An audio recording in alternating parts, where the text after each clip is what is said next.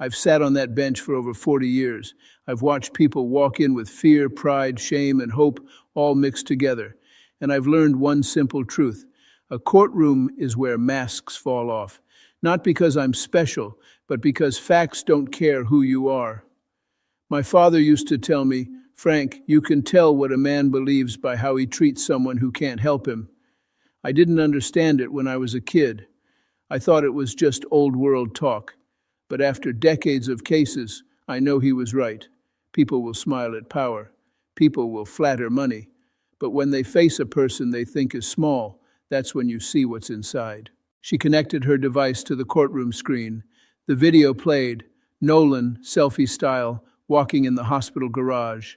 Marisol's voice in the background, crying, saying she needed help, and Nolan smiling into the camera like it was a joke. "Look at this," he said. "Another broke person trying to get rich. Don't worry, I'll handle it." Then he panned the camera to Marisol's wrecked Corolla and laughed. He laughed. "This is why you don't drive junk," he said.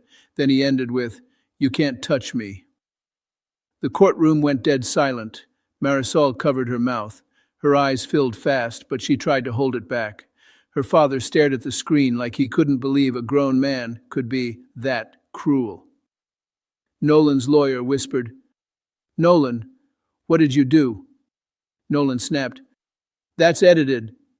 Ms. Mercer said, "We obtained it directly through the platform, plus screen recordings from 2 witnesses. One is hospital security, Terrence Wu." I looked at Nolan.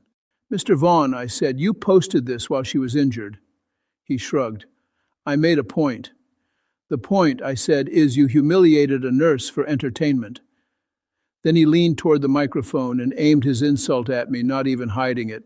"You're mad because you're one of them," he said. "A courtroom guy, a neighborhood judge. I'm a real man with real authority." There it was, class-based, poisoned, designed to make me feel like dirt. I didn't raise my voice. I said, "Mr. Vaughn, my father came to this country with nothing. He worked hard, respected people, and taught me that dignity is not purchased. It is practiced, and you have practiced cruelty." Nolan scoffed. "Spare me." Ms. Mercer said, "Your Honor, there's more." That phrase is footsteps in a dark hallway. She played another clip from the same story sequence. Time-stamped 11:58 p.m. Nolan in the Lamborghini, driving away from the hospital while the officer was still on scene. The dash showed speeds climbing on city streets. 62, 71, 88. Nolan laughed and said, "This city belongs to people with money." People in the gallery gasped. Someone whispered, "He's done." Now here's the curiosity part you won't expect. The video wasn't even the worst thing on his phone. The worst thing was what he did after he posted it. And in a minute, you'll hear the one call that made his... Buckle up, guys. Today we're going to witness a courtroom drama that exposes cruelty, arrogance, and the moment justice catches up.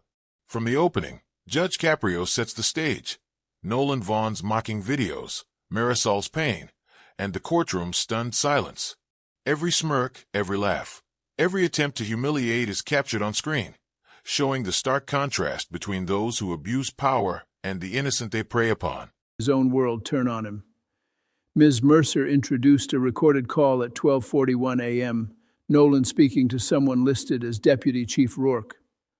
Nolan, "Kill it, handle it, I don't want paper."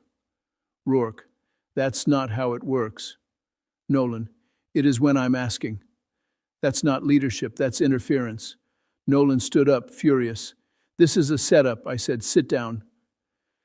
As the tension escalates, Nolan attempts to manipulate law enforcement, pressing a deputy chief to erase evidence. The judge, calm but unwavering, refuses to bend. Observers see Marisol realize the pattern. This man has skirted consequences before. The courtroom hangs on every word, every hesitation, as Nolan's confidence begins to crack under the weight of his own audacity. He sat, but his hands shook, not with fear of guilt, with fear of losing control. I asked him, "Do you think you can order police to erase a case?" He stared at me. "I think you don't understand how things actually work." I looked at Marisol. She looked like she was realizing something painful, that this man had probably gotten away with things before, that the system had probably bent. I refused to let it bend in my room. Nolan leaned forward, voice low and sharp. You're a speed bump, Judge. I'll roll right over you. And that's when I did what he dared me to do. I asked my clerk to bring the phone. The courtroom watched. Nolan smirked like it was theater, like no call mattered. I dialed one number. Special Agent in Charge Dana Holloway, Integrity Liaison, the kind of person who doesn't care about charm, the kind of person who keeps receipts. When she answered, I spoke clear. Agent Holloway, this is Judge Caprio. Nolan's bravado faces its first major test as Judge Caprio dials. Federal authorities live in the courtroom. The call is precise, authoritative, and unstoppable. Federal presence is requested, instantly shifting the power dynamic. Observers can feel Nolan's theater of control collapse, the smirk fading as plainclothed agents arrive silently, bringing the quiet authority that only true law enforcement carries. Have a defendant claiming federal immunity, evidence of witness intimidation, social media videos of reckless driving and humiliation of a victim, and indications of attempted interference with local law enforcement. I request immediate integrity review and federal presence. There was a pause. Then she said, Judge, do not hang up. I'm sending a team. Nolan's smile slipped. He said, You can't do that. I looked right at him. Watch me. The next minutes stretched. Nolan's two suited men typed faster. One stood like he wanted to leave. I said, Sit. He sat. At 10:28 a.m., two plainclothes agents entered the courtroom. No flash, no drama, just quiet authority. Then Agent Holloway walked in, mid-40s, hair pulled back, no jewelry, no smile. She didn't look at the crowd. She looked at Nolan like he was paperwork. She approached and said, calm as stone, Mr. Vaughn, surrender your credentials, your phone, and any issued weapon. Now. Nolan laughed, but it sounded cracked. Agent Dana Holloway confronts Nolan directly, cutting through charm and manipulation. She commands compliance with a cold, precise calm that leaves the courtroom in awe. The layers of misconduct unravel: social media humiliation, witness intimidation, and misuse of government resources. Observers see the bully meet a system that refuses to yield, each command stripping him of the world he thought untouchable.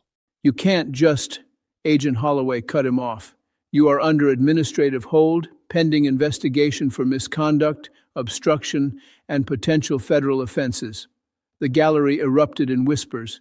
Marisol's hand went to her chest. Her father stood halfway, then sat, shaking. Nolan tried to play the old game. Dana, come on, we're on the same side. Agent Holloway said, there is no side, there is law. He swallowed. Then she delivered the twist that turned this from a crash case into a career funeral. Your Honor, she said, this matter is now connected to a larger investigation. Mr. Vaughn's name appears in an ongoing case involving evidence tampering and improper contact with local officials. Your call triggered protocol. Nolan snapped. That's a lie. That's, Agent Holloway said. Sir, we have your communications. We have device records. We have witnesses. Nolan turned toward me, face hot with rage. You're enjoying this, he hissed. You hate people who rise. You're just a neighborhood judge who got lucky. I kept my voice steady. I don't hate success. I hate abuse. Agent Holloway held out an evidence bag. Phone. Nolan clutched it like a lifeline. Then slowly, he dropped it into the bag. That soft sound was louder than any shout. Marisol whispered almost to herself, Thank you. I heard it, and I felt the whole courtroom shift. The room wasn't cheering. It was breathing again. Then Agent Holloway said something that made my blood run cold. Judge, we also have a complaint that the defendant used government resources to obtain personal data about Ms. Reyes after the crash. Marisol's face drained. I asked, What kind of data? Home address, Holloway said. The arrival of Deputy Director Miles Kearney confirms the severity of Nolan's situation. With quiet authority, he reinforces that this is not politics, but a matter of character. Nolan's usual protections fail. The courtroom witnesses a man who once believed himself untouchable, confronted by the full force of accountability. Every gesture, glance, and reaction underscores the finality of his exposure. Family names, work schedule. Hector Reyes stood up fully now, cane shaking in his hand. He looked up my grandkids, he asked. Agent Holloway nodded. Yes, sir. Nolan's lawyer finally stopped pretending. He whispered, You're done. Nolan snapped back, I'm not done. But his voice didn't convince anyone, because reality had entered the room. Agent Holloway said, Mr. Vaughn, hands behind your back. He froze. His eyes darted around like he was searching for a door that didn't exist. He whispered, This is humiliating. Agent Holloway said, Good. That was the moment the bully tasted his own medicine, and then the last authority figure arrived, not for show, for confirmation. A man in a plain suit stepped in, face tired, eyes hard. Deputy Director Miles Kearney, Regional Oversight. He looked at Nolan like a man watching a friend fall off a cliff. Nolan, he said quietly, what did you do? Nolan tried to lift his chin. Miles, this is politics. Kearney shook his head once. No, this is character. Then Kearney turned to me. Judge, he said, thank you for making the call. We've had smoke for months. Today we found the fire. Nolan's knees looked weak because he realized something brutal. His own world wasn't protecting him anymore. I still had my job to do on the state side. I addressed bail and conditions based on what was in front of me. Mr. Vaughn, I said, bail is set at $250,000 cash. No contact with Ms. Reyes or her family. No driving privileges pending review. Surrender your passport. Nolan burst out, $250 cash? That's insane. I said, you like money, Mr. Vaughn. Consider it a language you understand. He opened his mouth, but the agents guided him out. As he passed Marisol, he finally looked at her, not with regret, with blame, like she did this to him. Marisol met his eyes and said softly, I just wanted you to stop. That line hit the room harder than any gavel. A week later, Nolan returned for state sentencing. The federal side was moving too, but my lane was my lane. He looked different. No Brioni, no Hermes, no loud watch. A plain suit that didn't fit right. His face was drawn. His confidence was gone, replaced by a thin anger. Marisol returned too, wrist healing, still stiff. She was on light duty, which meant less pay. Bills piling up. Her kids staying with her father more because she couldn't lift. State sentencing begins, and Nolan faces the consequences of both hubris and cruelty. The judge imposes jail time, probation, community service in the very hospital Nolan mocked, restitution, and a personal letter to the victim. Observers feel the weight of poetic justice. The man who humiliated a nurse is now immersed in her world, a lesson delivered with precision, teaching accountability while reinforcing that titles and wealth cannot erase humanity. Them without pain. She looked tired, but she looked steadier, like she'd reclaimed something. I asked her, Ms. Reyes, do you want to speak? She stood, hands shaking slightly. Your Honor, she said, I don't want revenge. I want peace. I want my kids to feel safe. I want to go to work without thinking someone can ruin my life and laugh about it. Then she looked at Nolan. I hope he learns people are not trash. Nolan stared straight ahead like a statue. I asked him, Mr. Vaughn, anything to say? He lifted his chin. I served my country. I've done more than most people in this room. I'm being sacrificed. Sacrificed. Like Marisol's pain was a footnote. I nodded slowly. You want to talk about service? I said. Ms. Reyes serves her community every night. Mr. Reyes served in Vietnam and came home with scars you can't see. Service is not a shield, it is a responsibility. Then I sentenced him. On leaving the scene, reckless operation, and witnessing. As Nolan leaves, stripped of pretense, Marisol and her father reclaim a sense of justice and peace. The courtroom breathes a collective sigh as the line between right and abuse is firmly drawn. The final lesson is clear. No one is above the law, and truth cannot be bought or silenced.